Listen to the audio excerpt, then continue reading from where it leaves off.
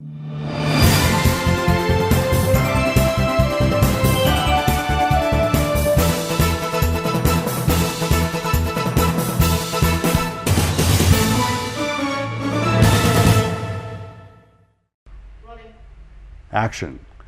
Hello, my friends. Welcome to the show, Jack Chow on East West with G&E TV.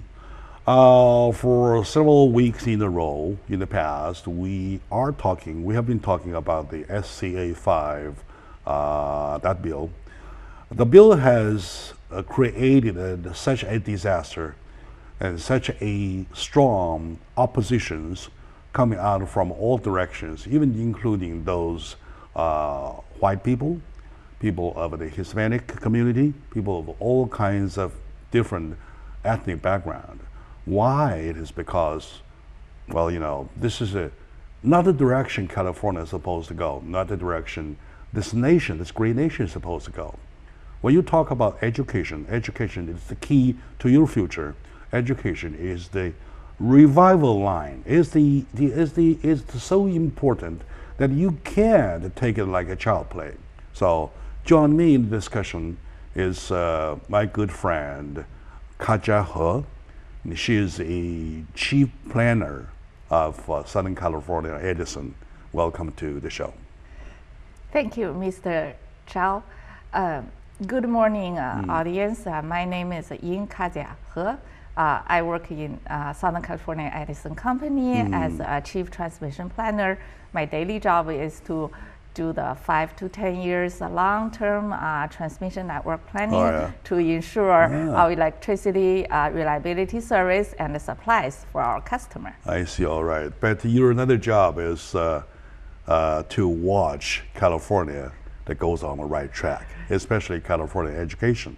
So we all know the latest news as the past Monday serves, that the bill SCA-5 was postponed because it was kicked back by the Speaker of the Assembly House. So it goes back to Senate. It may stay there. So what's your comment about such a result? Actually, I feel very happy and glad for our kids, for our communities, and for our nation. So at this point, I personally appreciate all the supporters and the voice of the community, of the nation to oppose such a ridiculous bill. And here, I also want to send a friendly reminder to the proposers of the bill. Yes, we are talking about equal opportunities. You do have opportunities to resume the bill sometime in the future, but you got to remember the complaints and the oppose may be even bigger and wider across the entire states, maybe even entire nation. We have we also have equal opportunity to resume our complaints. Of course. Equality is on everybody's side. But thing is that we look at this as a big victory, historical victory. And lots of people call for celebration.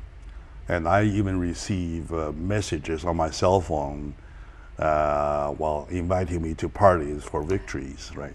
So people are they are rejoiceful about seeing this as a result. And thanks to the leadership of the Assembly House, and thanks to the leadership of his Speaker, Mr. John Perez, he smartly and sober-mindedly turned it down.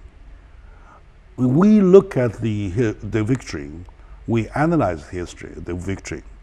It is a result of working together. It's a result of a collaboration, right? So you yourself joined some of the protests and some of the organizations yourself, right? Yes, several years ago, I think, we went to the demonstration teams that is regarding the, I think there was about something happening in San Francisco. I forgot, but that was the whole team. And also not too long ago, we went to the CNN issues. It's also for the equal opportunities of Chinese. My point is that trying to see that every time when there's a trouble that bothers the Chinese Americans, we gather ourselves to voice out.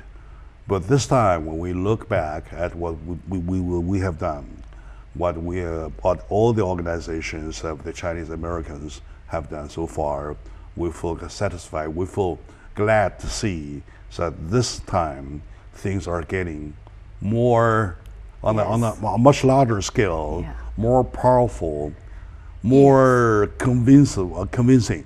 Sorry? Yeah, I think because this is a directly impact our next generation, maybe next generation. That's why more people and in the more ethnic groups, not only even Chinese. So we'll united and try to keep our rights and keep our nation always up in the front. Sure. So it's not only for ourselves, just one person or one community. It's for our next generation, for the image of our nations.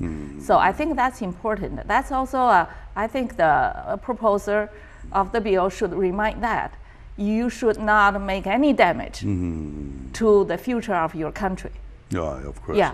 Speaking of the future country, though, it was yesterday I was discussing with Marina Tsi. She is the professor of USC, and she is one of the senior officers of the previously appointed positions on education. So she says, when you talk about education, you always talk about the U.S. elite, right? Higher education. You're not talking about the basic mandate of education, whereby you emphasize that every child has a chance. But right now you're talking about university education. You're talking about those who cannot pass the threshold, those who can jump over the hurdle, stay out. So that is the whole point that the bill tried to mix. Do you think so? Yeah. Yeah. I think that's one point. Another point that they probably try to get more elections for themselves, which is very selfish. That's not another point. That is the whole purpose theme, of it. whole theme behind. They are trying to do. Okay, now looking at the last election, they came to a conclusion that XYZ group of people of XYZ background vote more. So that's the direction, that is the people I should do favor to, right? So they decided to create something doing them a favor in order to do the exchange of their votes.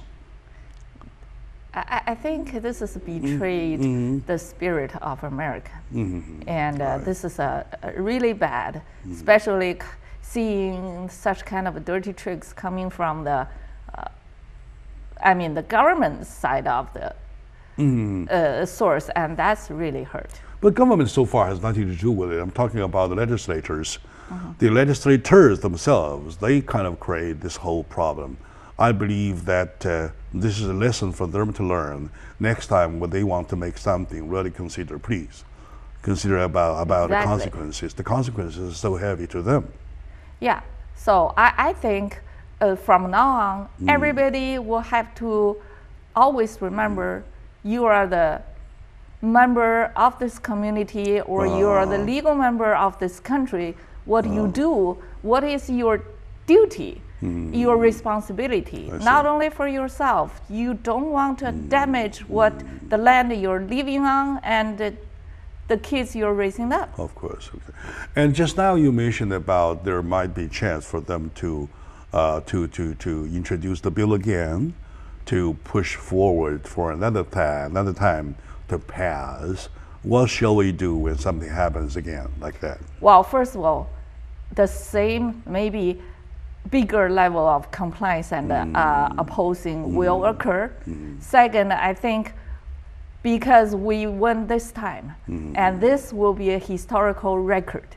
And once you have the records, that means the stance is higher.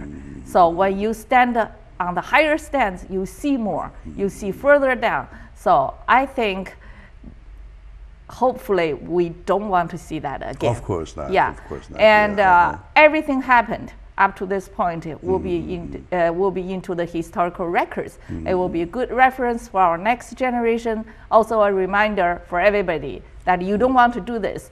The ethnic communities right now is not like before. It's not, we're not keep silencing. When when our rights get impacted, we will have our voice and stronger and bigger. So the legislators and whoever wants to do something damage that, they should aware of that. They should think it twice. Yes. All right. Anyway, of course, through this victory, big victory, everybody sees some opportunities, sees some highlights, right? So there are lessons supposed to be learned.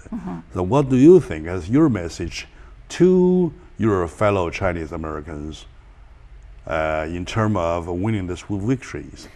I would say, first of all, I heartily appreciate all my Chinese friends, all my Asian friends to posing such ridiculous bill and voice our rights and to keep our duty and to shine the American spirits. And second, I think I highly recommend all my friends in all the communities that keep supporting the equal opportunities in education, in life, in business, in everywhere. And also we need to keep our eye on the legislators, make sure they're not doing this again to us, to our kids, to our nation. And also we probably need to do some post-action review, see next time if the similar things happened, what we do will be more efficient, more systematic, and have a quicker voice pass to the legislator to stop it. Sure, it looks to me that we used to make two mistakes. Number one, we seldom, while fewer people come out to vote, which is the part to exercise your right of democracy, which is wrong. Right? Number two, even if you do come out to vote, though, after voting, you don't look back to watch them about what they do. You don't care about it. Yeah, so that's important. For those two things, I'll remind my audiences, please keep that in mind. The democracy is in your hand. It is you to activate it. If you don't activate it, it doesn't work in any way, right? Once you do, there are different ways of doing it. Casting your vote is one thing. To be a watchdog of your own future, of your own life, to make sure that none of those legislators could go out of control, get out of control. That is the second part. Do you think so? Yes, and one more point I want to remind all my friends here that, right now we have a high-tech level of medias. You may not have a radio, TV every day, but you have an internet, you have friends, you have newspaper, magazines, watching them and read them, listen to it, talk to the people, so information will get to you quicker. You can't just close your eyes and just doing my cooking and studying every day and put your mind, put your heart into the rights of your living and into your duty to your country. All right, in other words, care about yourself.